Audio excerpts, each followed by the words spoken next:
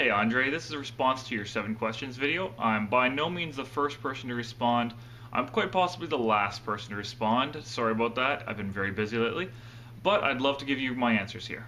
First question, what motivates me as a player? I touched on this in my very first episode of Emergent Play, but I don't want to have to make everybody go back to that right now, especially since I think I've come up in quality a lot since then.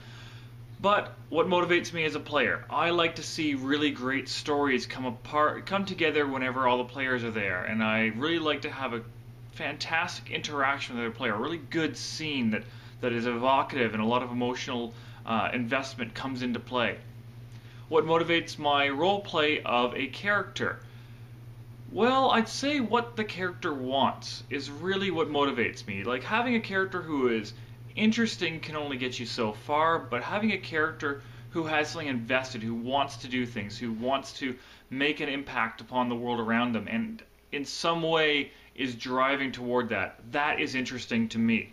Is being a character and being a player the same concept to you? Not really.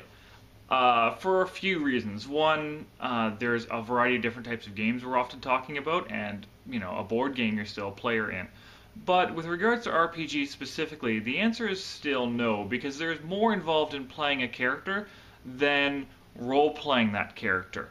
After all, you have to know the mechanics of the game the way your character doesn't. You have to interact with your friends outside of the game a lot. And that's just a lot of the things that are involved in being a player other than just playing that role.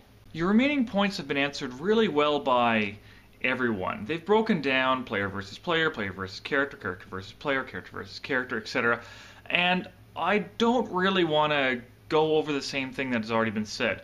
Instead, I want to give you an answer that I think is going to be a little bit more useful and not exactly a point-by-point answer. So, in gaming, player versus player commonly refers simply to any game which is competitive. Now, there's nothing wrong with competitive play, just as there's nothing wrong with cooperative play. And in the context of role-playing games, though, it could violate the social contract that you have with your players. You've kind of sat down to the table, and one of the things that you have known is that the GM is playing the role of your adversaries. They are the only person who is trying to stop your character from doing anything. And you might very well be playing a game that is encouraging you to invest in your character.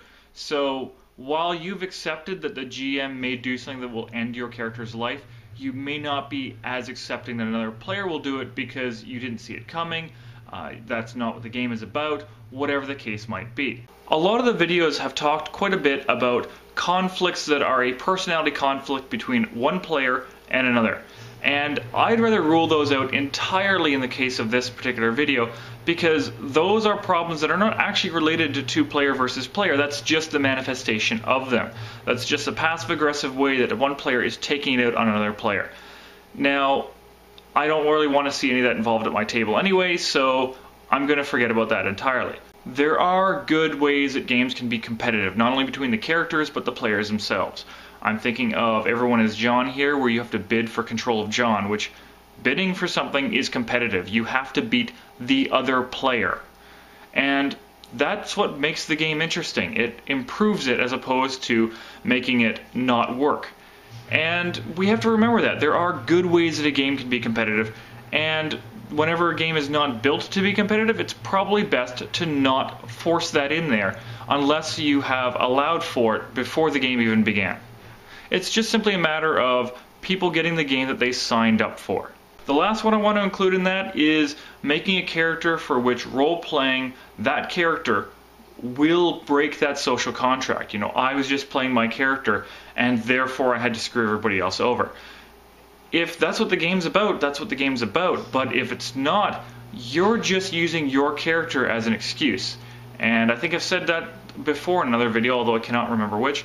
But I'm not really a big fan of that type of behavior at a table. It's very passive-aggressive. Anyway, Andre, I hope this helped sort things out. There's certainly been a lot of talk on the subject, and I don't think I have anything major to say on this subject.